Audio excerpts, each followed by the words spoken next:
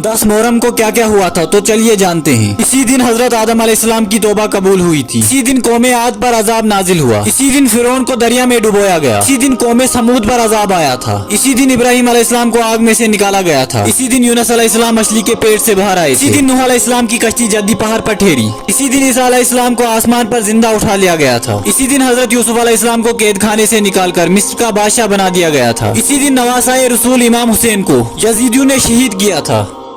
10 मुहर्रम को क्या क्या हुआ था तो चलिए जानते हैं। इसी दिन हजरत आदम अलैहिस्सलाम की तौबा कबूल हुई थी। इसी दिन कौमे आद पर अजाब नाजिल हुआ। इसी दिन फिरौन को दरिया में डुबोया गया। इसी दिन कौमे समूद पर अजाब आया था। इसी दिन इब्राहिम अलैहिस्सलाम को आग में से निकाला गया था। इसी दिन यूनुस अलैहिस्सलाम मछली के पेट से बाहर आए। इसी दिन नूह अलैहिस्सलाम की कश्ती जद्दी पहाड़ पर ठहरी। इसी दिन ईसा अलैहिस्सलाम को आसमान पर जिंदा उठा लिया गया था। इसी दिन हजरत यूसुफ अलैहिस्सलाम को कैद खाने से निकालकर मिस्र का बादशाह बना दिया गया था। इसी दिन नवासाए रसूल इमाम हुसैन को यजीदियों ने शहीद किया।